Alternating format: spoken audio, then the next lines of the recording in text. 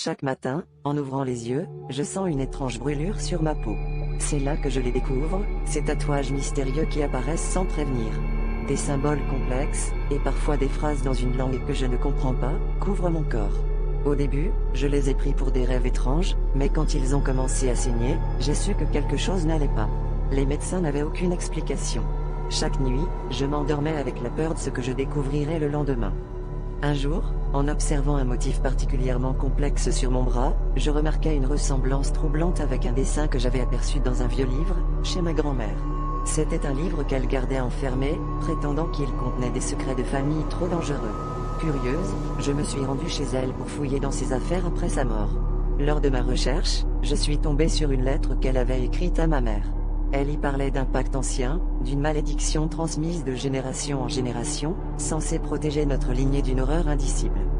En scrutant ces tatouages, je commençais à comprendre que chaque symbole était un avertissement, une pièce du puzzle masquant cette horreur.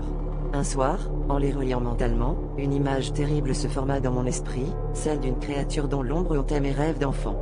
Les tatouages n'étaient pas là pour me nuire, mais pour me préparer, pour me donner la force de faire face à un ennemi familial que je ne pouvais fuir. La nuit dernière, j'ai rêvé d'un miroir immense dans lequel se reflétait cette créature, faite de ténèbres et de désespoir. En me réveillant, je découvris un dernier tatouage, une clé dessinée sur ma main. Je compris que la confrontation était inévitable, le moment était venu de déverrouiller les secrets enfouis de mon passé. En tenant la clé, je sentis le poids de toutes les générations avant moi, et l'effroi de ce que je devais affronter. Le tatouage brûlait intensément, et je savais que l'horreur cachée se tenait prête de l'autre côté du miroir, attendant que je fasse le premier pas. Chaque fois que je me regarde dans le miroir, je remarque une légère différence, comme si mon reflet avait sa propre vie. Cela a commencé par des détails insignifiants, le pli de mes cheveux semblait inversé, ou mes yeux semblaient légèrement plus sombres. Je me disais que c'était simplement mon imagination. Mais un soir, alors que j'étais fatigué après une longue journée de travail, j'ai vu quelque chose qui m'a glacé le sang. Mon reflet m'a souri d'une manière que je n'avais jamais faite. Un sourire sinistre, presque satisfait. J'ai reculé, trébuchant presque dans ma précipitation à m'éloigner de ce qui ne pouvait pas être réel. Les jours suivants, j'ai évité le miroir autant que possible, me disant que c'était un rêve ou une hallucination. Mais la curiosité a finalement pris le dessus. J'ai commencé à observer discrètement mon reflet, cherchant des indices. Parfois, il semblait me suivre du regard, même quand je me tournais. Puis, une nuit, alors que je m'apprêtais à me coucher, j'ai vu mon reflet lever la main vers le miroir, comme s'il cherchait à toucher la surface. Mon cœur s'est arrêté un instant. J'ai éteint la lumière, espérant que l'obscurité dissiperait cette illusion. Mais les nuits suivantes, les choses ont empiré. Mon reflet semblait devenir plus audacieux, ses actions plus distinctes. Je l'ai vu agiter la main, m'invitant à le rejoindre. J'ai résisté, me disant que tout cela n'était qu'un jeu de mon esprit fatigué. Pourtant, une partie de moi était terrifiée à l'idée de ce que cela pourrait signifier. J'ai commencé à dormir dans une autre pièce, loin de tout miroir, mais l'appel de ce reflet semblait résonner dans ma tête, même en rêve. Finalement, dans un moment de faiblesse, je me suis approché du miroir, déterminé à affronter cette entité. J'ai tendu la main, touchant la surface froide et lisse. À cet instant, mon reflet a attrapé ma main avec une force inimaginable et m'a tiré à travers. Je suis tombé de l'autre côté, dans un monde inversé, où je suis désormais prisonnier. Et chaque fois que je regarde à travers le miroir, je vois quelqu'un d'autre vivre ma vie, avec mon visage, mais un sourire qui n'est pas le mien. En tricotant une écharpe avec la laine héritée de ma grand-mère, j'ai remarqué que chaque maille révélait une scène macabre de sa vie passée. Les souvenirs s'entremêlaient dans la texture douce, et je pouvais presque entendre sa voix me chuchoter des secrets oubliés. Il y avait toujours une ombre dans ses yeux, une tristesse qu'elle n'avait jamais partagée. Maintenant, je comprenais pourquoi. Chaque soir, je continuais à tricoter, incapable de m'arrêter. Les motifs se transformaient en images vivantes, un homme étrange qui la suivait, des rires qui résonnaient dans la nuit, et des portes qui se fermaient seules. Mon cœur s'accélérait à chaque fois que je passais une nouvelle maille, me sentant observé par un regard invisible. J'ai commencé à craindre l'écharpe, mais une force inexplicable me poussait à poursuivre, comme si j'étais envoûté par cette laine maudite. Un soir, alors que l'orage grondait dehors, j'ai découvert une maille différente, plus serrée et plus sombre. En la tricotant, une vision de ma grand-mère, jeune, les yeux écarquillés de terreur, m'a paru. Elle fuyait quelque chose, ou quelqu'un. Je pouvais sentir son souffle haletant, sa peur palpable. C'était comme si elle cherchait à m'avertir de quelque chose, un danger qui rôdait encore. La dernière maille révéla un terrible secret, ma grand-mère avait été piégée dans un pacte sinistre avec un être obscur.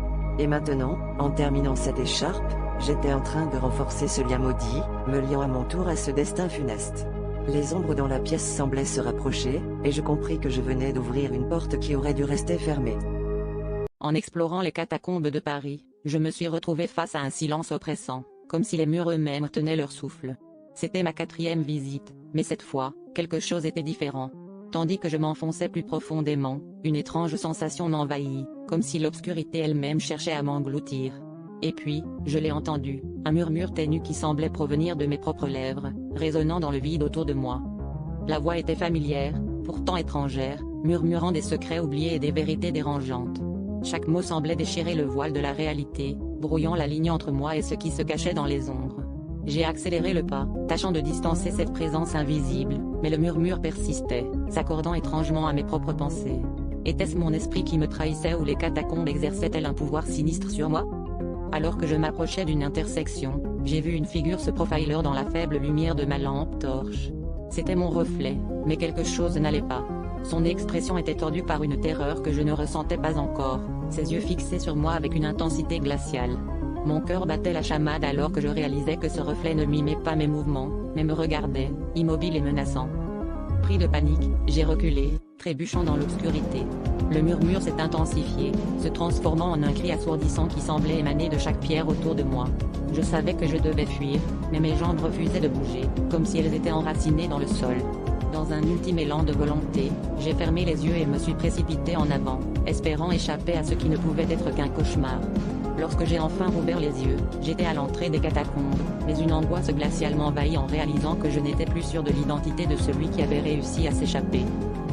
Chaque matin, je lasse mes baskets et m'élance sur le sentier boisé près de chez moi, profitant de la sérénité de l'aube. Mais dernièrement, mes jojas sont devenus le théâtre d'une étrange présence. Un chien noir, aux yeux perçants et au pelage aussi sombre que la nuit, a commencé à me suivre. Au début, je pensais qu'il appartenait à quelqu'un du quartier, mais personne ne semble le connaître. Chaque fois que je croise son regard, une sensation glaciale me parcourt l'échine, comme si un mauvais présage pesait sur moi. La première fois que je l'ai vu, le chien se tenait immobile au bord du sentier, me fixant intensément. Le lendemain, j'ai appris que ma voisine avait eu un accident de voiture ce matin-là. Puis, une semaine plus tard, alors que le chien était à nouveau là, j'ai reçu un appel m'annonçant que mon oncle avait été hospitalisé. Les coïncidences étaient trop troublantes pour être ignorées. Mon esprit rationnel cherchait des explications logiques, mais le lien entre le chien noir et ces événements sinistres devenait de plus en plus difficile à nier. Un matin, déterminé à découvrir la vérité, je me suis arrêté net face à lui. « Qu'est-ce que tu veux ?» ai-je murmuré, plus pour moi-même que pour l'animal. Il s'est contenté de me fixer de ses yeux insondables, et j'ai ressenti un frisson parcourir mon corps. C'est alors que j'ai remarqué une ombre derrière lui, une silhouette indistincte qui semblait se fondre dans le décor. En un clin d'œil, elle disparut, mais l'image resta gravée dans mon esprit. Cette nuit-là, un orage éclata avec une violence inouïe. Les éclairs illuminaient ma chambre, et je savais que quelque chose d'horrible était sur le point de se produire. Lorsque le tonnerre gronda, une silhouette familière apparut à ma fenêtre, le chien noir, ses yeux brillants fixés sur moi. En un instant, j'ai compris que ce n'était pas qu'un simple animal, mais un messager d'un destin funeste. Mon cœur battait la chamade alors que je réalisais que, désormais, il était trop tard pour fuir ce qui m'attendait. En me réveillant ce matin, j'ai senti une étrange sensation de vide, comme si le monde avait changé pendant mon sommeil. La lumière du jour perçait à travers les rideaux, mais il y avait quelque chose d'anormal, quelque chose de silencieux dans l'air. J'ai regardé par la fenêtre et j'ai vu les rues désertes, un calme inhabituel pour un lundi matin. Pourtant, ce qui m'a le plus troublé, c'était l'absence totale de toute vie humaine. Pas de voiture, pas de passants, juste des ombres qui semblaient s'étirer plus loin que d'habitude, comme si elles prenaient vie. En descendant les escaliers, chaque pas résonnait comme un coup de tonnerre dans le silence oppressant. J'ai essayé d'appeler mes amis, ma famille, mais le réseau était comme mort. Mon téléphone affichait un message étrange, « Nous sommes là ». Mon sang s'est glacé, et je me suis précipité vers la porte d'entrée, espérant que tout cela n'était qu'un mauvais rêve. Mais dehors, le monde était tout aussi immobile, figé dans une étrange danse d'ombres mouvantes. Je me suis aventuré dans la rue, chaque pas affirmant ma solitude. Les ombres semblaient prendre des formes, des silhouettes floues qui me suivaient du coin de l'œil.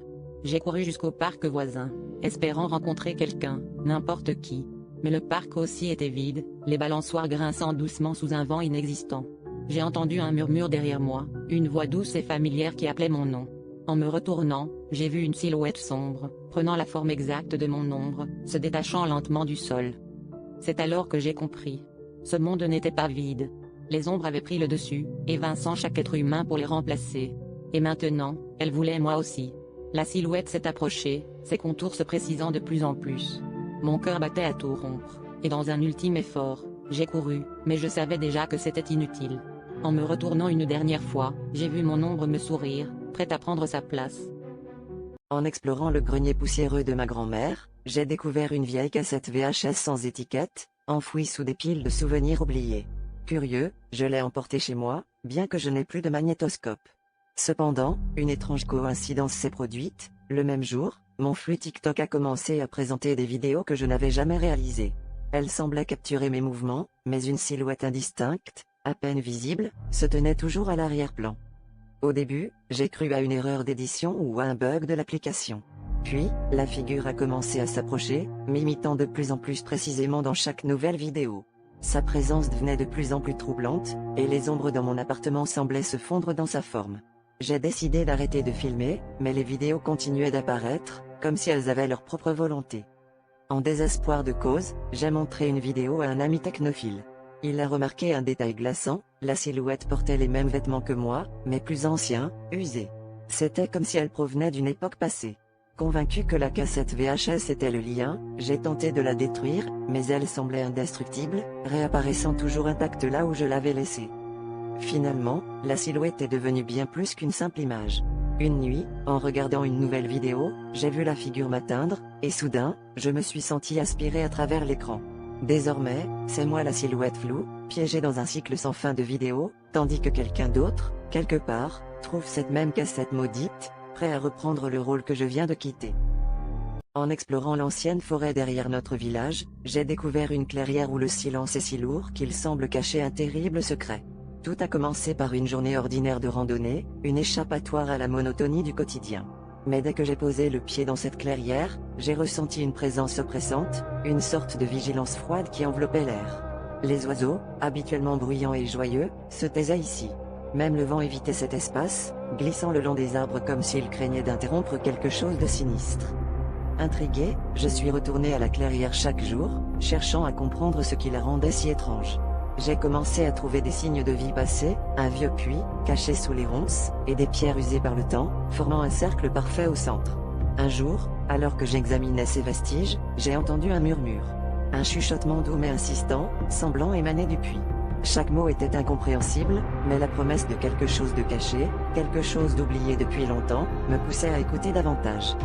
La curiosité s'est transformée en obsession. J'ai fouillé les archives du village, cherchant des indices sur cette clairière mystérieuse. C'est là que j'ai découvert l'histoire d'un ancien rituel, une cérémonie oubliée destinée à apaiser un esprit qui, selon la légende, habitait la forêt. Les villageois avaient scellé le puits pour emprisonner ce spectre, condamnant quiconque tenterait de le libérer. Pourtant, chaque nuit, le murmure devenait plus fort, comme si l'esprit savait que j'avais découvert sa prison. Une nuit, incapable de résister, je suis retourné à la clairière sous la lumière d'une pleine lune. Le murmure n'était plus un simple chuchotement, mais une incantation, une supplication. Envoûté, j'ai ôté les pierres du puits, libérant dans l'air une brume glaciale. Un visage éthéré, marqué par la colère et la tristesse, s'est formé au-dessus de l'ouverture. J'ai compris alors que j'avais commis une erreur irréparable. Le silence qui m'avait tant intrigué n'était pas une simple absence de bruit, mais un avertissement. Et maintenant, ce terrible secret, jadis scellé, est libre.